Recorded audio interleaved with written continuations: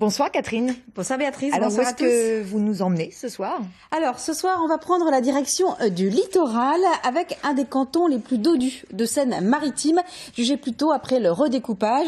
Il compte désormais 77 communes et abrite 35 377 habitants exactement. Il s'agit du canton de Saint-Valery-en-Caux, un canton qui aiguise les appétits d'une droite stimulée par les divisions de la gauche sur le terrain. Le conseiller général sortant y avait, c'est vrai, créé la surprise en changeant de casquette politique en cours de mandat. Les explications de Jean-Marc Pitt et Philippe Derouet. Si les personnes ne vont pas s'exprimer dès le 22 mars, c'est-à-dire qu'il faut avoir 12,5% des inscrits, pas des votants, pour se maintenir au deuxième tour. Et se maintenir au deuxième tour risque bien d'être un problème pour l'un des conseillers généraux sortants, en lice dans ce nouveau grand canton de Saint-Valery-en-Caux. D'autant qu'entre deux élections, Bruno Thune a quitté le Parti socialiste pour rallier le front de gauche.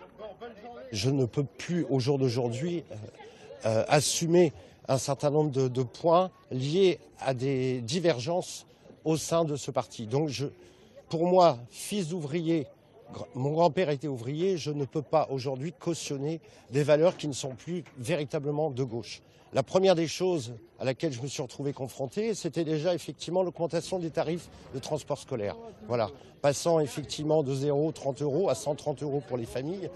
Croyez-moi que c'est quelque chose que j'ai du mal à admettre, surtout quand on est issu du monde rural et quand on connaît les difficultés du monde rural au niveau des déplacements. Catherine Baudry était la suppléante de Bruno Thune avant sa défection. Madame. Cette ancienne institutrice a plutôt mal vécu de devoir subir les scrupules idéologiques de son ancien partenaire politique. Est-ce que c'est difficile de faire campagne contre son ancien colistier ? Je suppose que vous l'avez rencontré tout à l'heure et que vous lui avez demandé la même chose. Donc pour moi c'est pas difficile, je suis fidèle à mes valeurs. Il est évident que des divisions font jamais de bien dans des partis politiques, mais bon, c'est ainsi, hein, c'est la démocratie. Ah voilà, Catherine Baudry, mon binôme. Elle fera donc cette fois la course aux côtés de Jean-François Maillère. Vice-président du Conseil général, il doit assumer le bilan de la majorité départementale et les approximations du gouvernement. Comment ça marche là, avec les nouveaux découpages là? Le Premier ministre a été clair là-dessus. Il a dit, avec les grandes régions, le département est le maillon essentiel pour assurer la proximité. Donc je ne ferai pas plus de commentaires, mais je crois que l'hypothèse de la suppression du département, elle est maintenant obsolète.